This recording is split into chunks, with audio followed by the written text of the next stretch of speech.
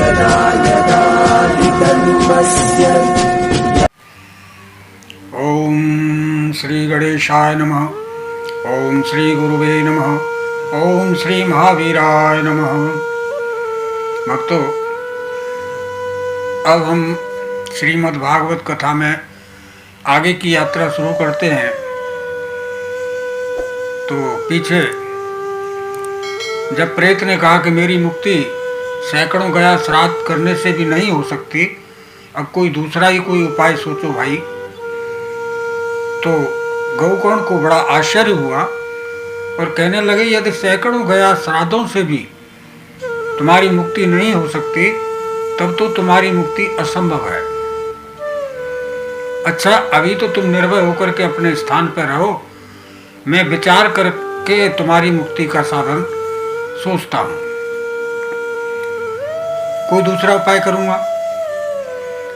गौकर्ण की आज्ञा पाकर के धुंधकारी वहां से अपने स्थान पर चला गया और उधर गौकर्ण रात भर विचार करते रहे और कोई उनको उपाय नहीं सूझा।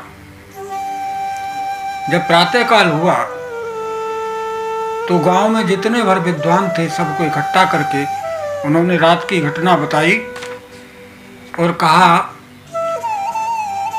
कि ऐसा कौन सा उपाय है शास्त्रों में, आप सभी सोच करके विचार करके बताइए कि धुंधकारी की मुक्ति हो सके। तो सभी ने शास्त्र पलटे, वेद पलटे, सब कुछ पलटा, वहां उन्हें कुछ नहीं मिला। तो सब बोले कि शास्त्रों में तो कोई उपाय है नहीं। तो गौकर्ण जी ने कहा कि फिर हमें क्या करना चाहिए। तो कुछ विद्वानों ने कहा कि आप सूर्य की उपासना करिए, सूर्य नारायण जो भी रास्ता बताएंगे वो बड़ा ही कल्याणकारी होगा। अब गौकर्ण ने सूर्य की उपासना की, प्रार्थना की, लेकिन सूर्य नहीं आए। तो गौकर्ण ने अपने तपोबल से सूर्य नारायण की सारी गतिविधियां रोक दी, सूर्य नारायण का वेग रोक दिया। तब सूर्य नारायण प्रकट हुए और गौकर्ण ने प्रार्थना करते हुए कहा, प्रभु मुझे मेरे भाई धुंधकारी की मुक्ति का उपाय बताइए। सैकड़ों गया श्राद्ध से जब मुक्ति नहीं होती तो वो कैसे होगी। तो सूर्य नारायण ने स्पष्ट शब्दों में कहा कि श्रीमद् भागवत से मुक्ति हो सकती है, इसलिए तुम इसका सप्ताह पारायण करो। सूर्य का यह धर्ममय वचन सभा में वहां सभी ने सुना। तब सबने कहा कि प्रयत्न पूर्वक यही करो, यह साधन बहुत सरल है। गौकर्ण जी ने निश्चय करके कथा सुनाने के लिए तैयार हो गए।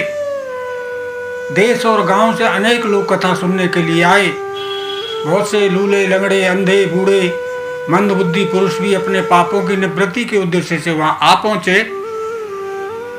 इस प्रकार वहां इतनी भीड़ इकट्ठी हो गई कि देखकर देवताओं को भी बड़ा आश्चर्य हुआ। और गौकर्ण जी व्यास गद्दी पर बैठ करके कथा कहने लगे। तब वो प्रेत भी वहां पे आ गया। प्रेत को कहीं भी बैठने के लिए स्थान नहीं मिला, क्योंकि स्थूल शरीर तो उसके पास था ही नहीं। तो वह 7 गांठ का एक बांस था, उसमें वो प्रवेश कर गया, क्योंकि वो तो वायु रूप था, और वहीं बैठ करके कथा सुनने लगा। गौकर्ण जी ने एक वैष्णव ब्राह्मण को मुख्य श्रोता बनाया और प्रथम स्कंद से ही स्पष्ट स्वर में कथा कहना प्रारंभ कर दिया। शाम को जब कथा को विश्राम दिया गया तब बड़ी एक विचित्र घटना हुई। सभा में जितने भर लोग बैठे थे सबने उसको अनुभव किया, सबने उसको देखा कि उस बांस की एक गांठ तड़-तड़ के शब्द के साथ ही फट गई। इसी प्रकार दूसरे दिन सायंकाल को दूसरी गांठ फटी, तीसरे दिन तीसरी गांठ फटी। 7 दिनों में 7 गांठों को फोड़ करके धुंधकारी 12 स्कंद के सुनने से पवित्र होकर के प्रेत योनि से मुक्त हो गया और दिव्य रूप धारण करके सबके सामने प्रकट हुआ। उसका मेघ के समान श्याम शरीर पीतांबर और तुलसी की मालाओं से सुशोभित था। सिर पर मनोहर मोर मुकुट और कानों में कुंडल झिलमिला रहे थे। उसने तुरंत अपने भाई गौकर्ण को प्रणाम करके कहा कि भाई, तुमने कृपा करके मुझे प्रेत योनि की यातनाओं से मुक्त कर दिया है। यह प्रेत पीड़ा का नाश करने वाली श्रीमद् भागवत की कथा धन्य है। श्री कृष्णचंद्र के धाम की प्राप्ति कराने वाला ये सप्ताह पारायण धन्य है। जब सप्ताह श्रवण का योग लगता है तब सारे पाप थर्रा उठते हैं। भागवत की कथा जल्द ही पापों का अंत कर देगी। जिस प्रकार आग गीली सूखी सभी लकड़ियों को जला देती है, उसी प्रकार कथा श्रवण से मन वचन और कर्म के द्वारा किए गए नए पुराने छोटे बड़े सभी प्रकार के पापों को नष्ट करने वाली है। विद्वानों ने देवताओं की सभा में कहा कि जो लोग इस भारतवर्ष में श्रीमद् भागवत की कथा नहीं सुनते, उनका जन्म ही वृथा है। भला मोहपूर्वक लालन पालन करके यदि इस अनित्य शरीर को हिष्ट पुष्ट बलवान बना भी लिया, तो भी श्रीमद् भागवत की कथा सुने बिना इससे कोई लाभ नहीं है। अस्थियां ही इस शरीर के आधार स्तंभ में नस नाड़ी रूप रस्सियों से ये बंधा हुआ है। ऊपर से इस पर मांस और रक्त थोप करके चर्म से मढ़ दिया गया है। प्रत्येक अंग में दुर्गंध आती है। क्यों? कि यह मलमूत्र का पिंड है, मलमूत्र का ही भांड है। तो ये अच्छा कैसे हो सकता है बगैर प्रभु की शरणागति के? ये तो मिला ही प्रभु की शरणागति के लिए है। रोम रोम में दोष भरे पड़े हैं इसमें, और इसे नष्ट होने में एक क्षण नहीं लगता।